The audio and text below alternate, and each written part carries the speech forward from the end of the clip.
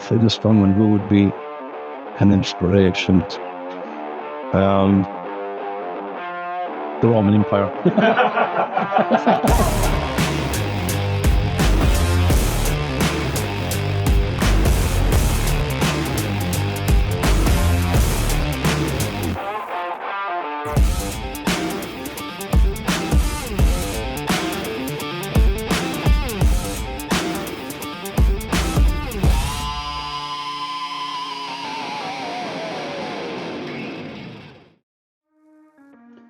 I first joined the gym when I was 21 years of age. At that time, I was about 10 stone, I'd say, at 21 years of age.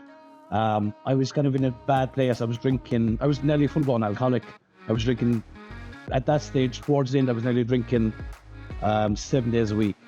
At that stage, my girlfriend got pregnant at the time, and my father now he's a recovering alcoholic. And I was looking at him, and I was like, I really don't want to go down this road with my kids, you know. So my girlfriend got pregnant at the time, and I said, I'm not doing this. And I just gave up the drink. Met a guy actually in the pub, and he said to me, I came up to him and I said, can I join the gym with you? He says, Pa, I listen to this every fucking weekend. If you've any interest, don't be talking to me or come down to the gym next Monday at 7 o'clock.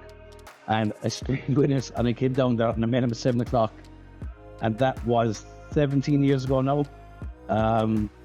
And I'd say I haven't gone 2 days without training since. Just fell in love with it straight away. And even then, when I first got into it, because I have a background, like I grew up in a farm and I was doing a lot of road works, I strung back, strung hands and away from all that heavy carrying. And I found that after a short time being in the gym, I was lifting as much as the strong lads in the gym. And after about 2 or 3 years of kind of messing around the gym is all I was really doing, I said I'd do this competition that came up in Cork. And I'll never forget it, because I was on holiday at the time with my girlfriend, and this thing came up on Facebook. It was like Strongman competition in Cork. And I said, fucking I'd chance it for the crack. She goes, do it. So what's the worst can happen?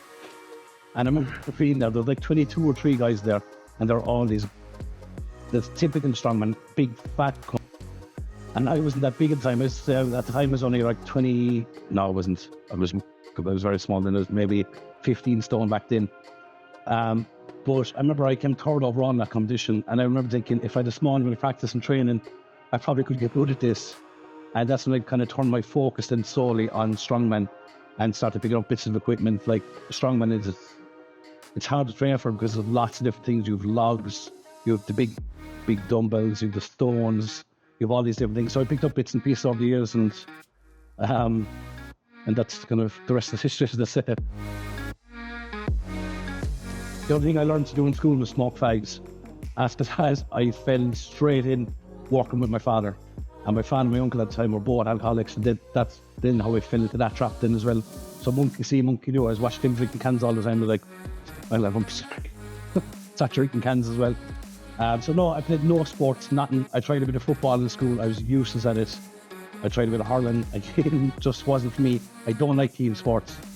I like kind of what I do now, which is Strongman, and if something goes wrong, I'm kind of solely to blame, as opposed to blaming some other fella in midfield, you know. So that's what I kind of like about Strongman. What else about me? I was a fireman for 7 years. Truck driver for a while. I was a lot of things before I was a strongman. Back then, my goal was bodybuilding. So my goal was just to get bigger. I was like, how can I get bigger? So I was eating all this food. I remember for years and years, I used to have a shake before bed. It consisted of 10 raw eggs. 10 raw eggs inside in the shake. I just break the eggs because I was too lazy. Not that I was too lazy, just I was working massive long days. Because like when you're working the road, you're talking maybe 15-hour days. So these 10 eggs in the shake.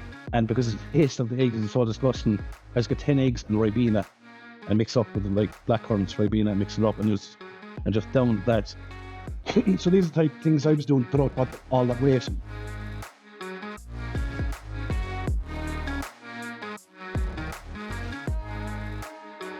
There's no motivator than getting strongest in the gym, where you walk into the gym the next day, you're after PB and a deadlift on over and press.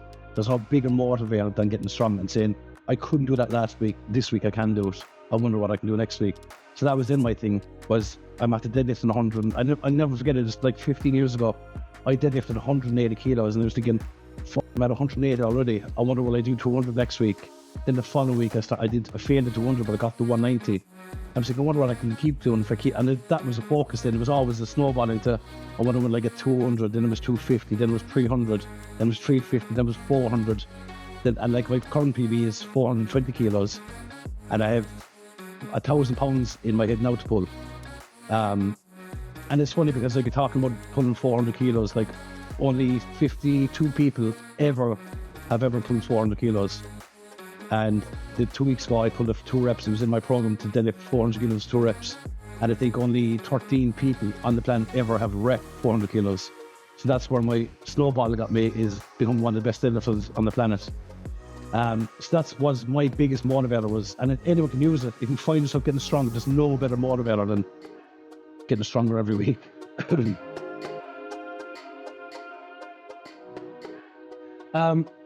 I won Ireland's Strongest Man the most times ever recorded. Like I'd be fairly proud of that one. Like I'm second in Britain's Strongest Man, which is like a beast, World Strongest Man finalists on that day, and I'm really proud of that. And I won UK Strongest Man one time. I was the first Irishman to ever win a UK Strongest Man title. I'm also the first Irishman to ever get onto a Giants Life podium, so I can be proud of that as well. My aspirations, I'd love to make the top 10 at World's Strongest Man. It's so difficult though, because it really comes down to the luck of the draw. This year, for example, we're in South Carolina, and I was in really good form, I was strong, and I was really looking forward to possibly making the top 10. And they announce the groups when you're over there, so you've got 5 groups of 6, and only 2 people out of the group of 6 get through. So they're calling out the group, and it goes Group 1, Tom Stoutman, who is the current World Strongest Man. Then they named out Pablo Cardiaca, who is your strongest man. And I was thinking, whoever is in that group is fuck. Number 3, Paul DWYER, and I'm first. So I literally started off with the hardest group. I had the World Strongest Man and Europe Strongest Man in my group. 2 unbelievable strongmen. Literally, possibly they'd be in the bracket of top 5 in the world. So straight away I'm thinking, what am I going to do here? So it really comes down to the raw. You have to be strong and you need to be lucky. You need a good group, you need good events, and you need to be fairly healthy. Not have any too bad niggles, because we all kind of went to a strongman with niggles, but not to be enough that it impacts your performance. The thing that works for me is variety at the minute. A big thing for me is my first meal of the day has to consist of 2,500 calories. And I have to change it up consistently, because if I don't, it just gets so like I was prepping for World's Strongest Man last year, and in my diet was 15 large eggs, and it was my second meal of the day, and I used to fucking dread this meal. Every day I was dreading this meal. So for a finish, I was literally filling my mouth with eggs, washing down water, filling my mouth with eggs, washing down water. And to the point I remember I got up one morning, I was really not feeling the second meal. I was like, just done, fill my mouth with water. This meal was taking me 10 minutes. And I had 1 fork of eggs left, and I started going, I was like, no, you're not coming up. I'm not wasting the eggs, the effort, everything. And I was like, just take a deep breath. So I picked the last spoon of eggs in my mouth, washed down water, and like that, and I ran straight up to the rest over there, and I puked the whole lot of it out, everything. And it was just effort that it takes to eat that many eggs. And I just had to turn around and cook 15 eggs again and do it all over again. So what I'd say is keep variety. I think if like that, my mistake last year was consistently eating the same thing when it was just extra work. I should just exchange the 15 eggs for something else. So at the minute, what I'm having is 5 bacon, 5 sausages, 6 eggs. So I'm getting around the same amount of calories. So I'm just kind of switching it up and keeping the macros the same, the protein, the fats, the carbohydrates the same, just switching foods. And the main thing is it's a marathon, not a sprint. Like it takes years and years to get stronger unless you're that 0.001%. And we've only seen like 2 of them in Strongman, where they just walk into the sport and just dominate it. And we hate them.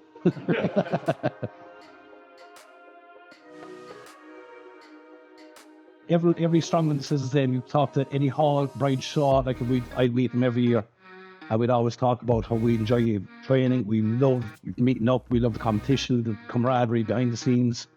But we all share the hate for the eating. It's just, like you can imagine, like my last meal of the night at the minute is 250 grams of mince, weight 100 grams of rice, And it's the last thing, like you're lying in bed like this, your stomach's feeling like, oh, it's still okay.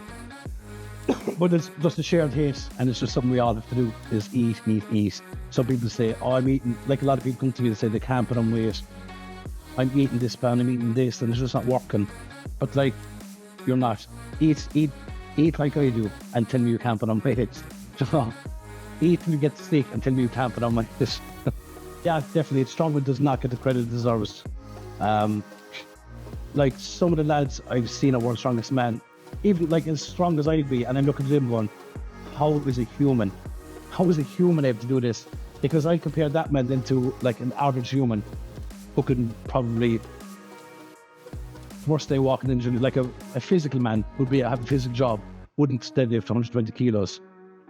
And then if you have these monsters of World's Strongest Man who are lifting twice that with one hand over their head, it's just like, how does a human go from that to this level? And there's one guy in particular, his current World's Strongest Man is Mitchell Hooper, and he's such a strange human because he only walked into Strongman. He was only in Strongman 12 months before he won the pinnacle of the sport, which is World's Strongest Man. He was only in 12 months, walked in and literally dominated. He's never been off the podium, which is very hard to do in any sport, especially Strongman, because Strongman has so much variety in it. Like, no show is the same. There's always some thing going on that's a little bit different from the last one. And it's just everything that man puts his hands to, he's really good at it. We were at a show in the UK last year, and we're just messing around. There was this amusement next door. And during a basketball machine, it's custom balls thrown in the hoops. So he was over and I was looking going, God, he hasn't missed any of them yet. And he's looking like this now, throwing. Now the record of the machine was 56 hoops in 1 minute, right? So I was looking at this one, he's hardly going to do this as well. Like, just wins everything. So the 6 seconds were up. He got 76 hoops in 1 minute. And I was like, how is that even possible? That's over one hoop that's a hoop in less than 1 second for 1 minute. Because I just didn't miss any. I was like, how do you do that? His name was Hooper. Yeah. That's probably why. It's just anything he tries. At the minute he's trying a bit of clean and jerking, which again is complete. Now a lot of people look at it and say it's the same thing. It's not. It's the Olympic weightlifting, and everything just comes so natural to him. It's very strange to see that. It's very nice. Like, I remember the world deadlift record was sitting at 463. Before it was 463, it was 462. Then it was 461. It was 460 and such and such. It was always only, like, any record you see at the Olympics are always broken by kilos. I did someone come up with the idea, I wonder can someone deadlift 500 kilos? And Eddie Hall just went into the dark where no man has ever gone before and blew that deadlift records out of the water. And everyone said that it was a gimmick. It was all synthetic. It was all just fill the stadium. It was going to shame the 500 kilos. And there was so much pressure on the side, like, because everyone was talking about the strongman powerlifting community. There was that stadium, was the Leeds SC Arena over in Leeds in the UK, and that was full of people waiting to see him fail. And he just was out and he smashed the deadlift for 500 kilos. And like, he said it from day one, even when he was an amateur, he was going to win World's Strongest Man, and he literally did everything until he became World's Strongest Man. And he did it avoid that he never killed himself. Like, right before he won World's Strongest Man, he was at a huge health risk with his heart and his body weight. He was sitting at like 200 kilos at 6'2", which is literally like that machine behind there. So it's just the levels he took it. The guy named there a minute ago, Pablo Cardiaca, was Europe's strongest man at the minute, works full-time as a physio. There's none of us living, now maybe 3 or 4 guys that are living solely on the back of strongman. We all have side pieces going on, whether it be like me with PT or coaching or sponsors or stuff like that. Like, there's no one living off strongman, unfortunately. It's just not there yet. It's still a bit of a niche sport in that sense. Unlike rugby or the NFL or stuff like this that you look at, that they are literally just paid to breathe oxygen. Unfortunately, strongman just isn't there yet. But it's getting there, in fairness. Like, strongman has come on leaps and bounds in the last 2 years. Where if you look at World's Strongest Man, for instance, 2 years ago, they used to actually have to get people at World's Strongest Man to crowd around in front of the camera so that when they're recording that it actually looks like it's busy. So they'd ask everyone, can everyone move to the left side this time? So they're right, like they were doing that. Whereas this year, they couldn't move moved the crowds out. They expected 2,000 people there, and I think 17,000 people showed up on the beach. And the camera crew like, oh, what are we going to do here? We actually had to get security because our tents and our kind of layout, because World's Strongest Man is a disaster. You do an event at 8 o'clock in the morning, you do an event at 2 o'clock in the day, and you do one like 6 o'clock in the evening. And in between that, you're just sitting in a room like this, waiting. And that's 5-6 days. You're just sitting around waiting to lift the heaviest feat of your life. But we had, at the time we had to compete, so you had the arena over here and the athletes tent here, and there was like a road in between. We had to get security to help us get across. It was that mental, and there was that many fans that just wanted photos and signatures, and it was funny because the World's Strongest Man didn't appreciate how popular Strongman was after getting. So there was no arenas, there was literally just flat on the beach, on the road, and it was that tough to see. It got so busy that all the hardware shops around, it was in Myrtle Beach, around the area, it sold out of the step ladders. And people were just sitting, stepping hundreds of step ladders just around, just people standing on top of the step ladders. And I remember I came out at one stage and this guy comes up and he goes, "Pam, you signed me a step ladder." I was like, "That's a weird design." So I signed a step ladder. Next thing he goes, "You sign mine as well." I was like, "Why the is there step ladders?" He goes, "Oh, we're using them over here to watch the arena." And then I looked over and there's like hundreds of step ladders around the arena. I was like, God, it looks so nice. I suppose at my age now, I'm 38. I spend more time recovering now that I do training. Just at the level that I'm at, prepping for this show is a nightmare because it's the heaviest strongman show that's ever been done. So on this show, like for argument's sake, we've come up this Saturday. It's just a standard deadlift bar, standard calibrated plate on the ground. It's 400 kilos for reps. The next event after that, and we literally, like, when I stop, like, I'm going to stop deadlift for that bar. I'm going to come backstage. I'm going to take off my stuff. I'm going to put on my stuff and just straight back out again. There's no downtime. Straight into the next event, which is a 2-inch axle, and it's 160 kilos up the stomach and pressed overhead for as many times in 75 seconds. After that, then we have an arm over arm.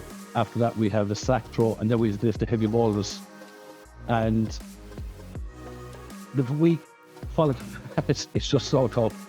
The next week will be different because I'm not sure how I'm going to approach my recovery. A lot of times you're just better off just lying down. Like, I do a lot of recovery stuff. I do red light therapy, I do oxygen therapy, I do hyperbaric chamber, I do hot and cold treatments, I do physio, I do Thai massage, and I've done all those 7 treatments on through this prep just to try and keep me right. And like that, it costs a lot of money to keep right, to keep at this level of strength, because it's fine-tuned at the minute that anything can throw you off when you get this strong, because you'll find a lot of lads get injured in the last 2 weeks before a strong competition, and unfortunately having 2 guys get injured. One guy blew his hamstring off, the other guy was his bicep, I think, or something like that. And it's just when you get to that level of strength that you're literally hanging, ready to go, and just anything can stop at a minute. So the recovery is something we do a lot of, and probably the main thing a lot of the guys do would be the ice baths. But I'm not a huge fan of it.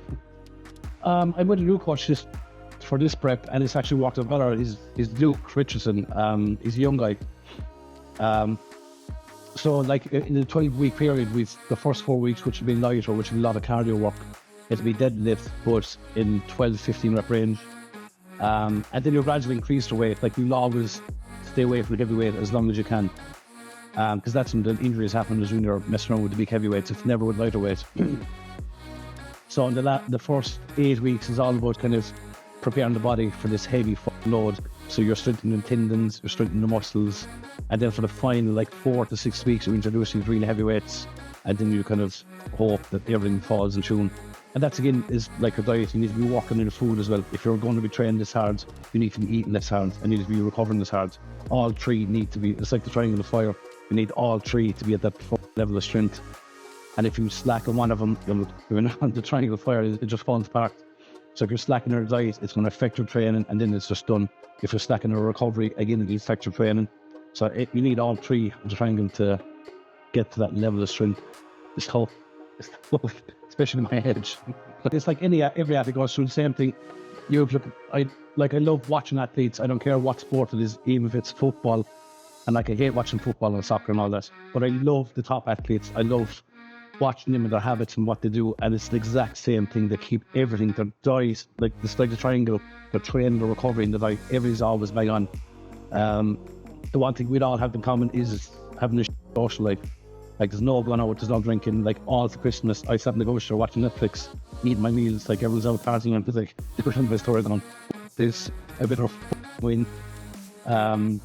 And I can just can't, like people text me, come out for a while, just drink water, but that's because I'm out there thinking, if I'm out here drinking, what are the rest of the lads doing? They're going, they're recovering, they're doing some form of recovery. Prep for a comp like this does not stop. Even when I get home, I put on recovery boots, I'll eat, which is technically recovery for me, and then before I go to bed, I do an hour of red light therapy, where I just literally sit under a red light, and I find that really helpful for recovering the body. And then it's sleep, which is best for recovery. You wake up 6 o'clock in the morning for that first meal. It's literally 24 hours, 7 days a week, does not stop. There's enough hours in the week for just being the pranks and the kind of jokes in the group would have come from my father, because like I grew up with my father obviously, and like that, being the way we grew up drinking a lot, we spent a lot of time in the pub, and that was my father's gig inside the pub. My father was the funny fellow in the pub. He was always the one taking the piss out of people, slagging people, joking, always up to no good. He had the face where he'd walk in and he'd over his smirk, he'd already something thought of. And that's the exact way I am in Strongman. When I walk into the room, like, they'll start looking at me going, like, I know by your stupid face and something to say. So that's just where I came from. It came from my father. My father had a great sense of humour. All my family have, actually. My brothers and sisters are the exact same. Even when we meet on the Sunday there, it's a game of slag the shit out of each other. And I just bring that. What I started doing the first Strongman is kind of shy and taken back, and I'd hide that. Whereas more recently, I just have to be myself, and it's paid off massively, because now I'm not the quiet, shy fella. I'm the fella that's a bit of crack. You know, let's get on the bus with him and let's sit at his table and have a bit of crack. Let's bring him to this competition. Let's pay him and bring him to this competition, because he has all these followers now who will bring more eyes onto the scene, you know. So that seems to pay off massively. Just being yourself. If you're a bit of a cunt, it pays off. I've come across a couple of these pages where people actually literally, like, I have one that I'm going to do in a couple of days, and this guy has got cerebral palsy, and he deadlifted 180 kilos, and there's actually comments slating him that his form was off. I mean, he's cerebral palsy, of course his form is going to be off slightly, and just got people stating him, and I was like, I can't understand that. Even if for the person that's overweight that's going to the gym, that person is literally doing everything she can to lose that weight. And then you have people coming in saying, what are you doing inside in the gym? Look at the state of you, blah, blah. I was like, oh, look at these. And I was thinking, I don't know, I was just not calling out some of these. So then I had screen records exactly what I see. I said, this person's really trying their best. Let's look at the comments of some of these. And it's very annoying, because some of the worst comments are from pages that have no profile picture, and they're literally only there to upset a person. And they're the people I love to get my hands on them. But look, some people are stupid enough to leave their profile picture up and leave their page open, and that to me is like gold dust. Today we have Danielle Brandon, one of the top female CrossFitters of all time, and here she is out there doing her whilst upsetting the insecure mans. Let's see the comments. Alberto, very poor technique. She actually did a perfect power clean and jerk. Alberto. Wow, what a view, Alberto. Careful now. Someone could end up pushing you. Oops. Khalid Jean de Paul. Trans. Khalid Jean de Paul. That wasn't very nice, but I got a song just for you. You're a do-do-do-do-do-do. You're a do-do-do-do-do-do. You're a do-do-do-do-do-do. You're a. I'm like, oh, I love going through people's like, you know, if they're after leaving a comment on some person that's overweight or some person that's disabled. Or last week I did this one on a child. She's 10 years of age, and she clean and jerked 70 kilos, which is an enormous weight for a 10-year-old to lift.